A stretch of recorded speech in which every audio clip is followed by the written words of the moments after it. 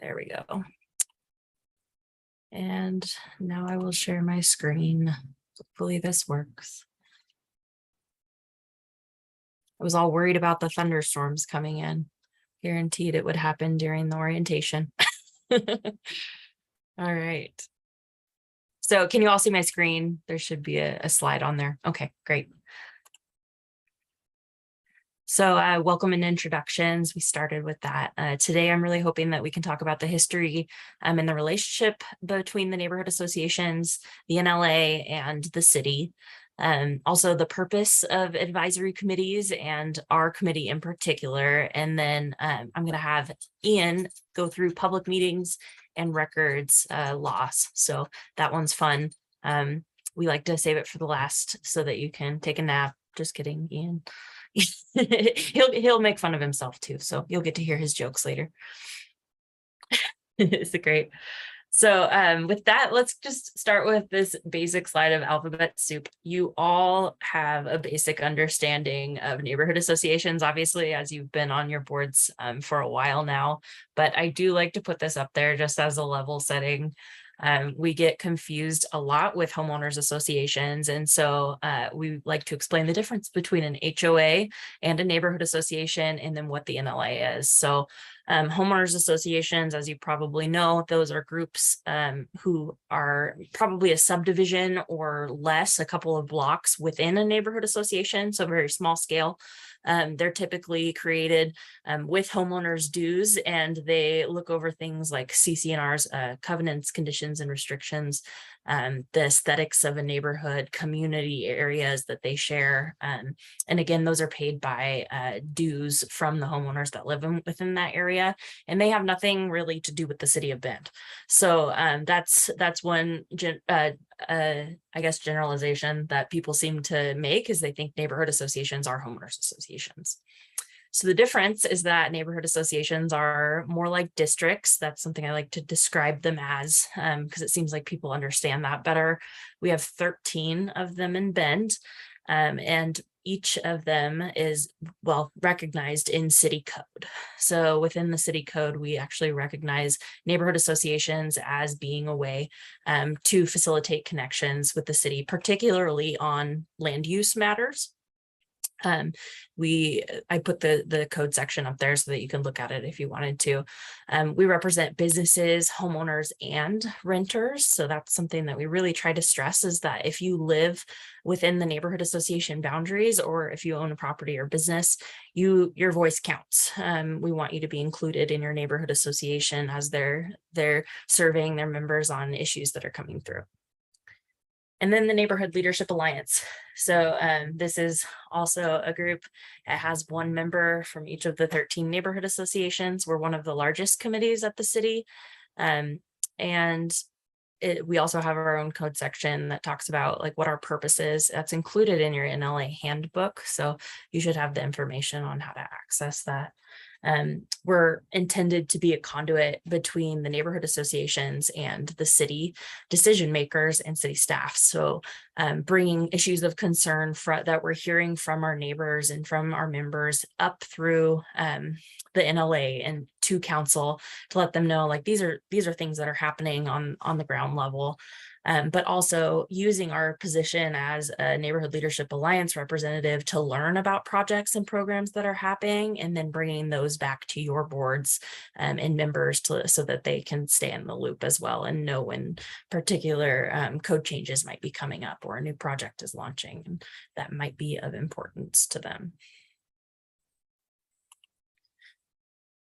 I'm a firm believer that in order to understand and do well on the Neighborhood Leadership Alliance, it's important to get an idea of where we came from. And so I just wanted to cover this quick timeline of where we've been, where we are today. The neighborhood started in 2001. It was Southwest Bend Neighborhood Association. I believe that was the first neighborhood association. So you can see all of the dates that they were established there in that chart on the side. At that point in 2001, there was actually an Office of Neighborhood Associations, and neighborhoods were like a department within the city. They had 4 staff members who oversaw that department, and they helped neighborhoods implement projects. And really, I feel like they acted more of like a regulation because there was a lot of different policies that the neighborhoods had to follow at that time. That existed for a while, and we got most of the neighborhoods established, if not all of them. Yeah, all of them were established by the time the Great Recession hit Bend and the budgets were cut. So the Office of Neighborhood Associations was actually disbanded, and the neighborhoods were then decentralized from the city. So that comes in 2011. There were some code changes that were made to take the neighborhoods out of the city and make them independent organizations. There was a few reasons for that. One was that we didn't have staff support for them anymore, but there was this other piece of it that neighborhoods really wanted to have their own voice, and there's some limitations when you're within the city that didn't allow them to advocate for certain matters. So it was I think a good step in the right direction for allowing that community voice to come out. We also had, let's see, the Neighborhood Association Roundtable that formed. So once those neighborhoods were decentralized, that Neighborhood Association Roundtable that John was mentioning, we call it NART. It was a group that was formed so that the neighborhood associations had a space to collaborate, talk about projects and best practices, and work together on issues that they were seeing. And back in that time, it's changed over years, like the touch points with council, but I believe neighborhood associations had an opportunity to talk to council once a year, where they were during goal setting, they could come up and they could tell council what the issues were within their neighborhood association. They changed it then to where each neighborhood got 1 month to talk to council. So it's changed over time. Definitely. I think they realized though that none of those were working, that structure was working. And so they wanted to reform it. And the Neighborhood Association Roundtable started talking to staff about how they could maybe get an advisory committee on the books for neighborhoods. And the city council at the time was receptive to that. And so in 2019 to 2021, that was when they began to talk about like the codes and how an advisory committee would work for the neighborhood associations. There was a lot of meetings about what that might look like. And eventually in 2018, they were added to the code as the Neighborhood Leadership Alliance. NART still exists. So that is now what we call like a best practices or community group. So we recommend that if you're an NLA representative, you're not a neighborhood association roundtable representative. That's because when you're an NLA rep, we have certain laws that we have to make sure that we're meeting or following, and that we will talk about a little bit later. The NART, yeah, like I said, they still exist. We still say that it's really good for neighborhood associations to have a member on there just so that they can collaborate on best practices. But they're separate from us, and I don't attend those meetings, so I'm not sure what exactly they're talking about at these times, but they were the reason that the NLA was established. And then in 2019, it was the first year that the NLA was in existence as a committee. They decided that they were going to ask council for a couple of items. One of those items was to double the communications grant funding. That is something that all of the neighborhood associations have access to. Annually, we have a certain amount that's divided throughout the neighborhoods. Back in 2019, it was under 50,000. Now it's up towards 100,000 divided by all 13 neighborhood associations. And then they also asked to hire a staff member who would support the NLA and be a liaison with the neighborhood associations. And that is why they hired me. So you're coming on at a really good time, I think, because we've just finished up the first, 4 years of having the original founding members on the NLA. And I think that it's a great time to look at how the NLA is operating, how we can be more successful, what's been working over the last few times. You don't have to, I guess, pave the path there, if you would. Do you guys have any questions yet? I know it's kind of a lot of information. Okay.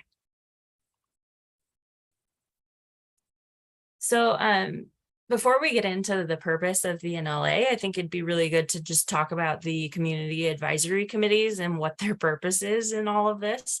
On the board, you see there are about 12 advisory committees that are permanent advisory committees with the city.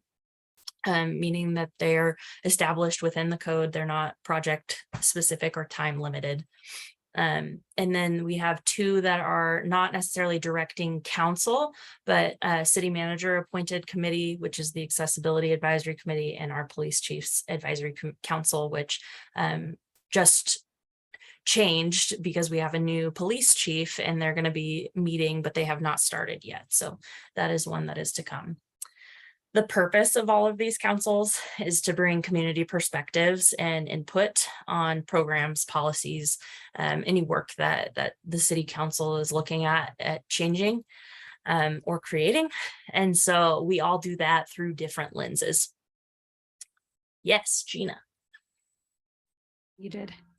Did you, my internet connection might be slow, but did you change to a different slide? I'm still seeing the neighborhoods over time. Oh, okay. Okay. I will switch it. Thanks for letting me know.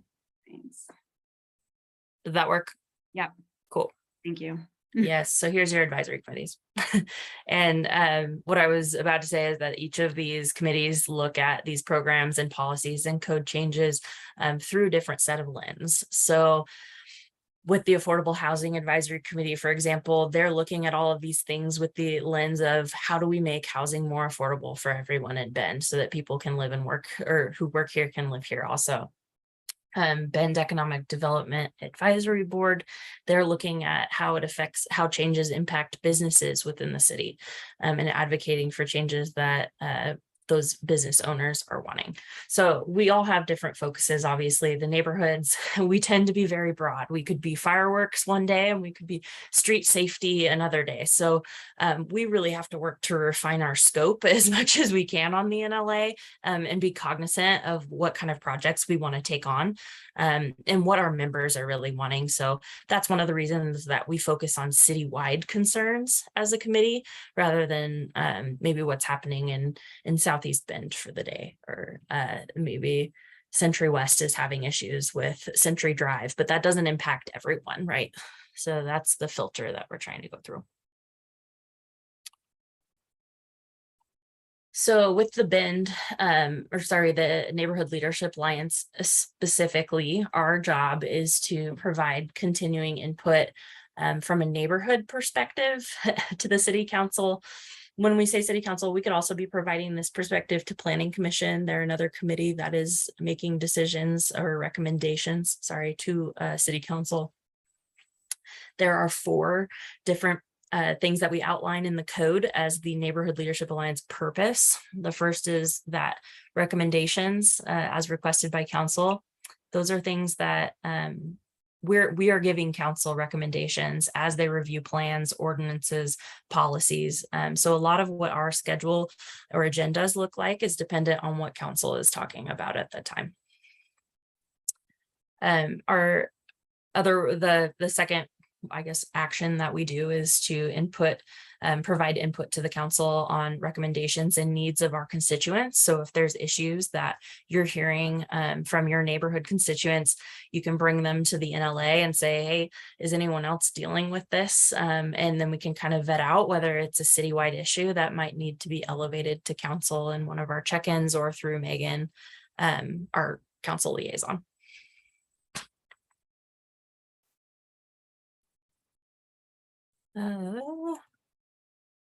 It didn't change again. I'm sorry. Just holler at me if you're not seeing the slides. So there's the first one, and then here we are. So the third item that we do is to provide advisory input to city council and city staff on issues about well-designed, well-connected, diverse, and safe neighborhoods. So that's in addition to council goals and strategic plans as part of our purpose.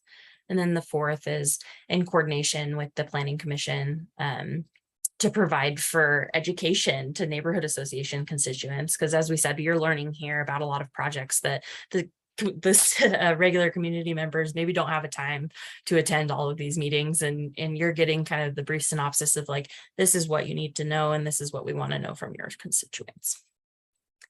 I'm going to stop there because I see Megan popped up, and I was going to go on to council goals, but I'd love to just let you introduce yourself and talk about, the council and advisory committee relationship, if you could. Sure. Hi, everyone. Megan Perkins. I am a member of the Summit West neighborhood, and I also moved here in 2018. So we must have had a big influx. You're right. Yeah, I mean, I think the way that I see the relationship between the committees and the council is that it's just a way of passing information back and forth. We're there to educate each other. I know a lot of the time, if there is a hot big topic that council is taking on, whether it's transportation or houselessness, a lot of city staff will do a presentation for the NLA and hope that then NLA members will pass that along to the community. And then from the other side of it, the NLA, provides recommendations and general guidance to council on topics of interest from their neighborhoods. And then sort of my role as the liaison is to, first and most importantly, support by attending the NLA meetings. And, if asked to answer questions about council, topics or policy, I generally can't speak for the entire council because I'm one member of council. But more importantly, I think that I'm there to listen and support, and then report back to council about what the NLA is doing, how the NLA is feeling, what direction the NLA is going. So that's sort of how the liaison process works. And I think that's all I had. Michaela, you've said it all. Thanks, Megan.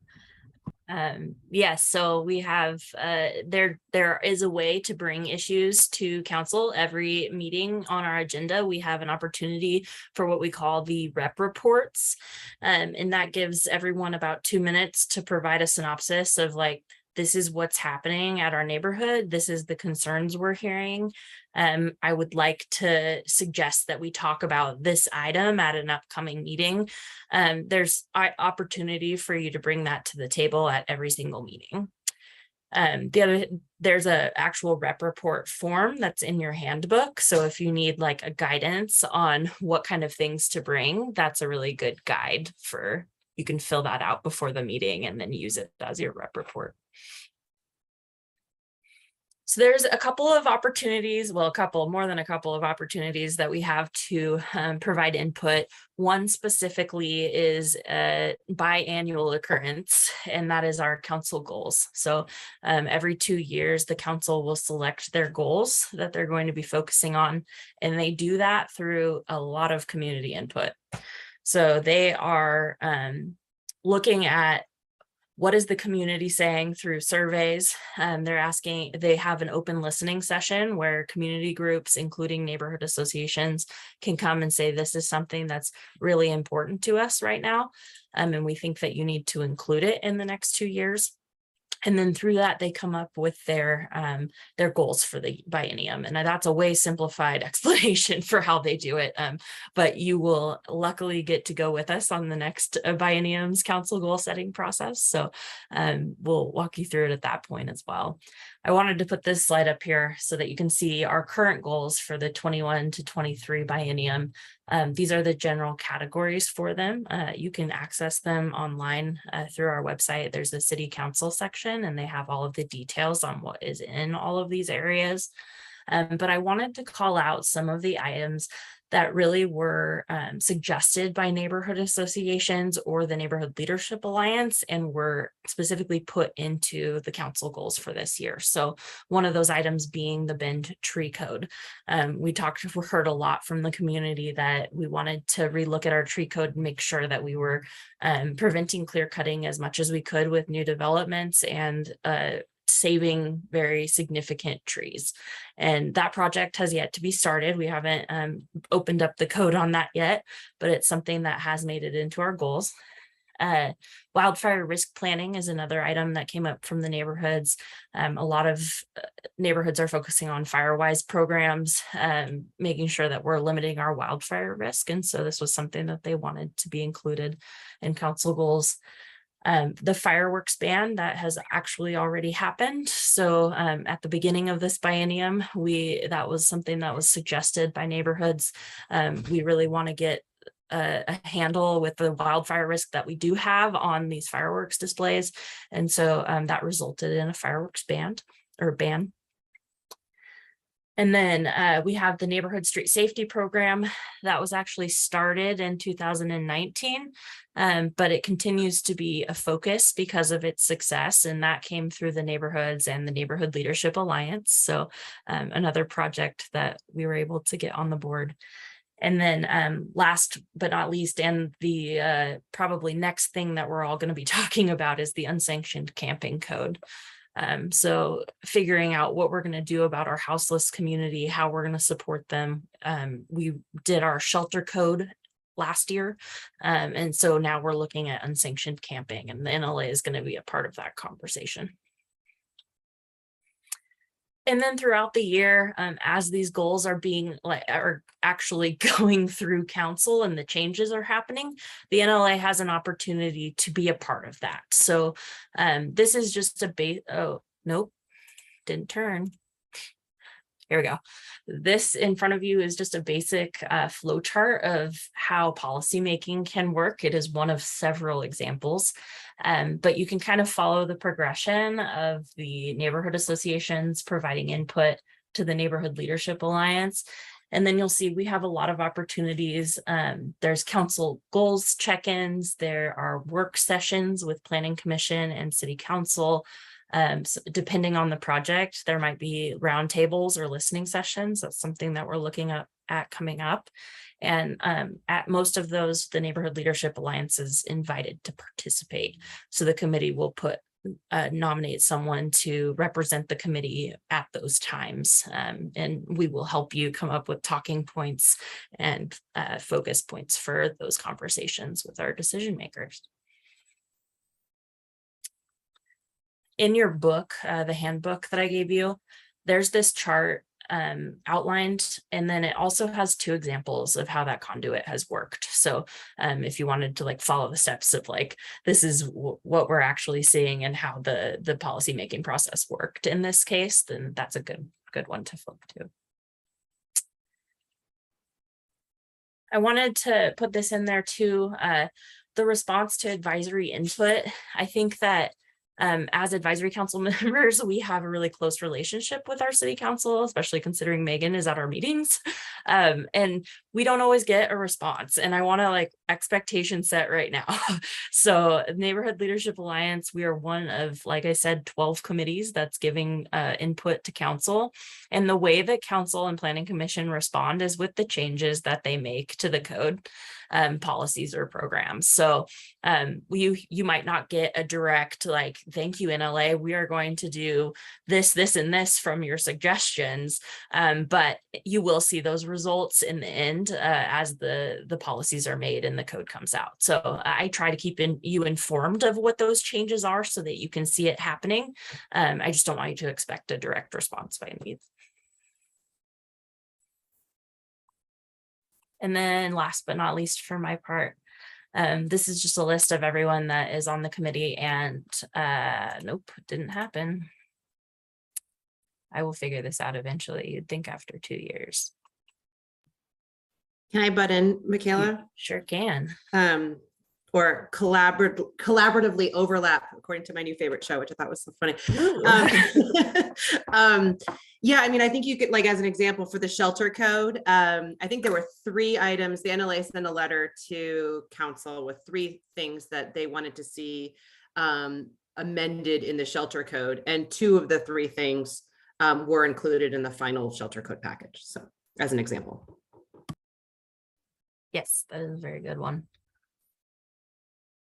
Okay, last slide here is the folks that are on the committee and the term end date. So when you were appointed for 4-year terms. You can do up to 2 of those terms. So if at the end of 4 years you decide you want to go for another round, you're welcome to apply for reappointment. I did want to just follow up on a couple of the action items that I had sent.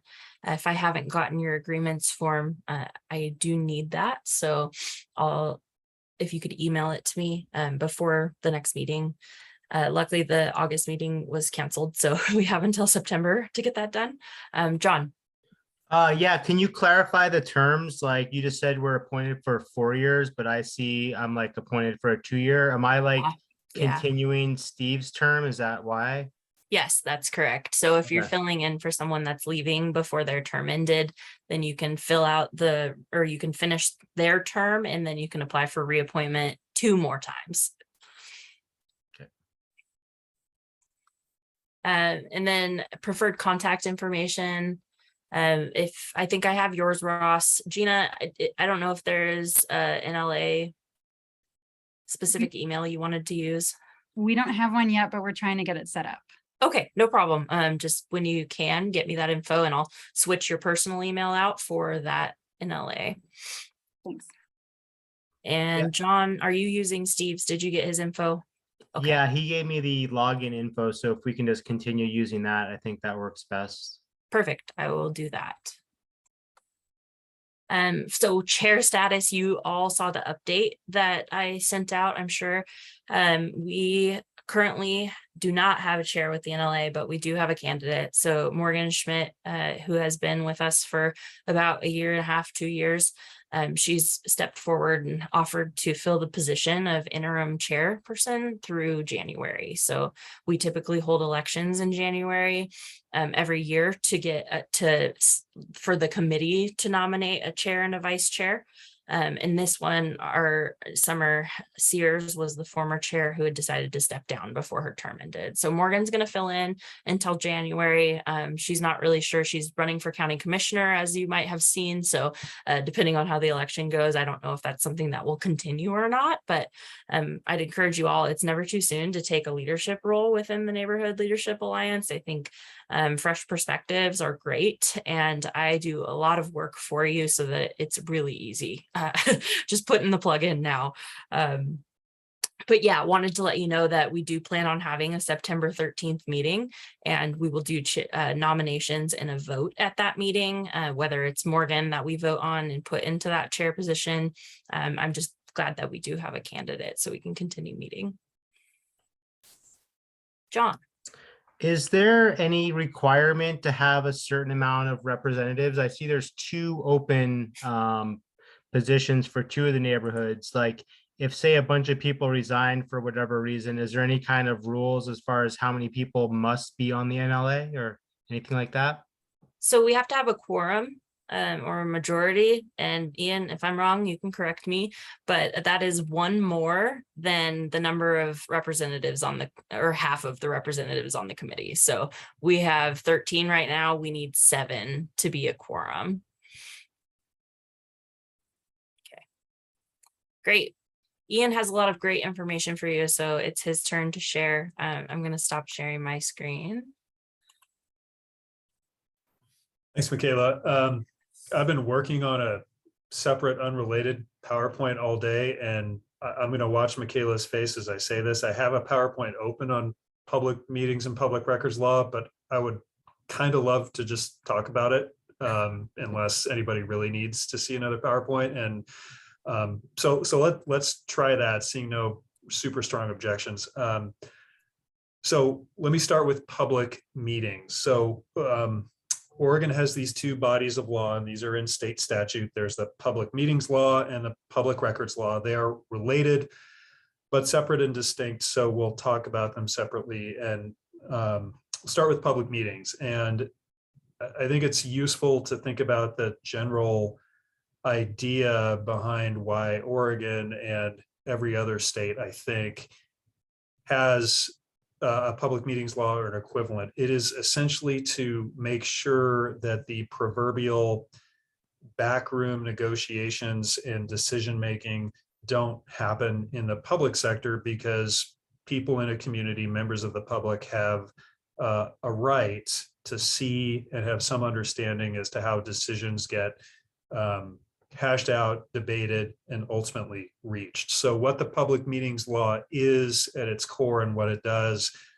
is require that bodies that are subject to the law, which is something we'll talk about, do, I'll say, the vast majority of their debating, deliberating, and decision-making in a properly noticed public meeting. So that means essentially that 7 of you on this commission should never end up at the bar talking about what you want to do at the next meeting or what you think about this upcoming issue, because that is worthwhile discussion, but it really should happen in a public meeting, because if it's in a public meeting, it's accessible to the public. People can watch, people can attend, minutes are taken, recordings are taken, and people who are interested can watch and see how their policymakers and the people in elected office and the people that those in elected office appoint to these positions think through all of the considerations that lead to a decision. So that's why we have this. We have this so that decisions that impact the public don't get made outside of the public view. So there are some exceptions in the public meetings law that allow some governing bodies for particular limited purposes to meet in private, but the baseline that is required by the law is that if a governing body of a public body, which, surprise, includes the NLA, is deliberating towards a decision or making a decision, it needs to happen in a public meeting. So that's why Michaela works really hard to find out who's available, to secure city facilities, to send out a notice of meetings, to make sure that they're recorded. All of that legwork is mostly to comply with the public meetings law so that the community can see what groups like this are doing. And in terms of the applicability of the law, I think we generally think about the public meetings law applying to the group that we think of as the governing body, and in the city's governance structure, that's the city council. It's clear that the public meetings law applies to the city council, but it also applies to every group that state law defines as a governing body of a public body. And governing bodies of public bodies include advisory bodies like the NLA, the Planning Commission, the Environment and Climate Committee, the Human Rights and Equity Commission, the Bend Economic Development Advisory Board. All of those standing committees that were on one of Michaela's slides are considered governing bodies of public bodies under the statute, and they're all subject to the public meetings law. So that's why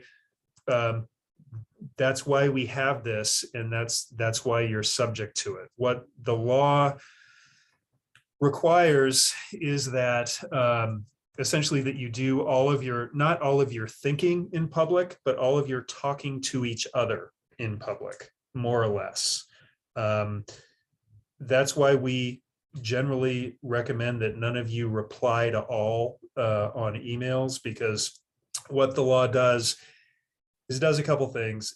We know what a meeting is. This is a meeting, people getting together in a single room like we used to do pre-pandemic is a meeting. The law and the courts that have interpreted the law in Oregon have also said that something like a text chain or an email thread that has a bunch of people on it can constitute a meeting. Courts will call it a virtual meeting or a serial meeting. So think about it. We have this law that says you've got to do your deliberation and decision-making in public. The law was written years and years ago before email. Now we have email. One of you could email another NLA member and say, what do you think about this thing on our upcoming agenda? That person could then forward it to 2 other NLA members. One of them could forward it to someone else. All of a sudden you have this chain of information bouncing around. Before you know it, the majority of the members of the public body, and they're all effectively discussing, communicating, trading information. You're doing all the things you would do in a meeting in person electronically. So what the courts have said is we need to be very, very careful about how members of our boards and committees communicate with each other, because you can sort of inadvertently create a meeting through email outside of a public meeting. So when we say, you will hear Michaela, or you will sometimes hear me say, if you have questions about, let's say, something that happened at a meeting, or let's say something that's coming up on a meeting agenda, ask staff, email Michaela. If you have a question, try to avoid emailing the whole group, because before you know it, people are starting to chime in, and I, the lawyer, am sitting there thinking, oh my God, we have an inadvertent public meeting that no one knows about because no one is watching this happen in real time like they can if they're invited to a meeting or they can attend on Zoom. So that's where some of that advice comes from. So that's a long way to say of saying, I think, use Michaela as your resource between meetings when you have comments or questions or information, and try to save the bulk of your interactions outside of sort of onesie twosie coffee with a couple of you, but try to save the bulk of your interactions with your other NLA members for our properly noticed public meetings, because that way the public has some insight onto your thinking and decision-making, which the law says they're supposed to have. So that's the quick and dirty on public meetings and why it's important. Any questions or discussion on that before we talk about public records? Okay. If any questions come up as you're going about your daily life, always ask Michaela. If there's a legal issue, she can run it by me. So public records, the other part of this. So Oregon law defines public records, what they are. There's a very long definition. It essentially says, it says any writing that's created in the conduct of the public's business is a public record. What that really means, and the definition in the statute fleshes it out, is to say essentially anything that's created in the course of doing the work of the public is a public record. That includes these notes, which you can't really see. There's some notes there that I've written. These are a public record. If I have a voicemail on my phone that somebody's called me with a question, that's a public record. The recording of this meeting is a public record. I've got a binder over here that's full of public records.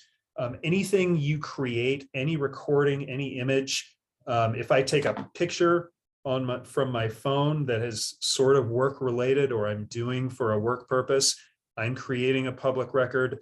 And the law says that essentially any and all public records are available to anyone who asks for them.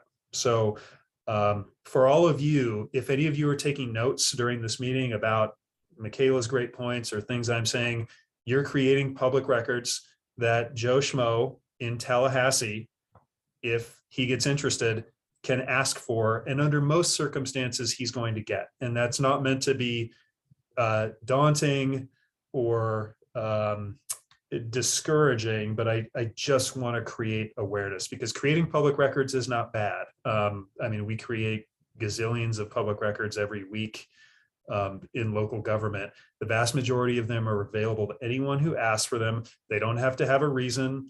There's no sort of relevance objection. You know, if Joe Schmo from Tallahassee, who's never been to Oregon, never been to Bend, but if he gets interested in the City of Bend's Neighborhood Leadership Alliance, it submits a public records request, he is as entitled to those records as a Bend resident who has a deep, longstanding interest in local Bend neighborhood issues. So everybody is more or less, every requester is more or less equal, and almost everything we create is a public record subject to disclosure if and when somebody asks for it. There are certain exemptions in the public records law that a city might say, you know, requester, you've asked for this particular record. There's something in the statute that says I don't have to give that type of record to you. Or at least I may not have to give that type of record to you. And that's fine. When the city gets a public records request, it will review it, see if there's an exemption that applies. But if there isn't one, the requester is almost always going to get the record. And again, they don't need to be anyone. There's no relevance. There's no connection that is necessary. If they ask for it, they're going to get it. And almost everything we create is a public record. So the reason I'm mentioning this to you is that because the device or the platform used to create or transmit the record really isn't important in the eyes of the law. So all of you probably have a smartphone. And if John, if you send a text to Ross after the meeting and you say, hey, what do you think of that meeting? Pretty cool information from Michaela. totally fine to do. But you are creating a public record. And if somebody submits a request tomorrow and says, I would like any texts between Ross and John, the new NLA members dealing with NLA business, we're going to ask you, do you have anything that's responsive? And you being upstanding people are going to say, yeah, we've got this text exchange, but it was totally innocuous. It was, what did you think about that cool meeting? And we're going to say, okay, that's probably a public record. That's probably responsive to this request. Can you send us a copy of the text message? Because Joe from Tallahassee has asked for it. So this is another way of saying be mindful of how you're communicating and what you're creating, because again, it's not bad to create public records. I mean, we have public records and we have to retain them because the public has an interest and a right. I'll say it's not an unlimited right, but a very deep-seated right to have a window into what government is doing. But almost everything we create is a public record that could be disclosed if somebody asks for it. So just be mindful of that. I would say be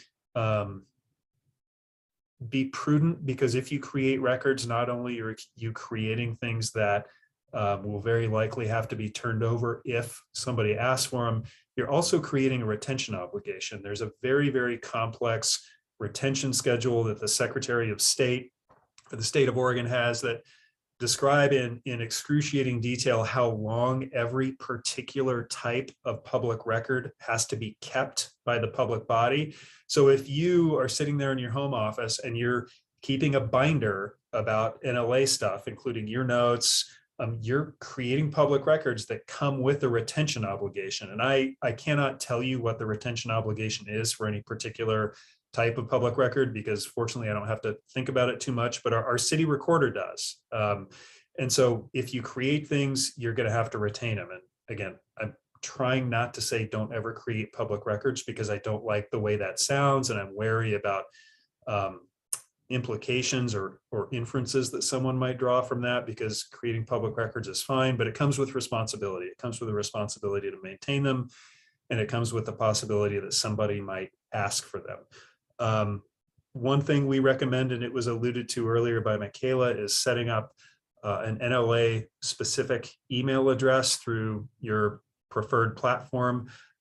That's a great best practice because it lets you push and contain your public business, your NLA business. It lets you compartmentalize it a bit. I don't like situations, we haven't had one recently in Bend, but they have occurred in other cities across the country, where some public official, whether they're a staff person like me or an elected official like Councilor Perkins or a volunteer like you, has used their regular Gmail account for public business. And then a public record request comes in, and it doesn't take too many steps until some court is saying, I need access to that person's Gmail account. And that is never a scenario we want to be in. You're much better off if you can say, I do all my business through summitwest.nla.hotmail.com or whatever. And you can say, you can have that because that's not my personal stuff. It's just my city stuff. So go there. That's where I do all of my NLA business. So very, very, very good advice to have an NLA specific email. So any questions you have for Michaela, you'll use that for. That's the email address that Michaela will have to do all NLA business. That is a great way to keep things relatively compartmentalized if we end up in a public records issue. And I will say, so far, I can't believe I'm going to say this out loud. So far, I don't think we've had a really pointed public records request for NLA members, text messages or emails, but the day will come. Like the day will come, because we do get public records requests for city emails, sometimes for city staff and city council member text messages, sometimes for on a certain topic if there's something that is of tremendous public interest at any given time. So these things do happen. So this is just kind of awareness building. To the extent you can compartmentalize this aspect of your life, I think you'll be happier when and if that request or that thing does finally erupt, and Joe from Tallahassee or somebody local, if NLA is dealing with a controversial issue, which is, of course, the more probable reality. If somebody local gets interested and wants to know what NLA members are saying to each other or texting to each other behind the scenes about, issue X, I mean, the best answer is I don't have any texts. The second best answer is I don't have any texts, but I've used this separate email address, and you can have those. So really, really good advice and good thing to be aware of. So any questions on the scary stuff about public records?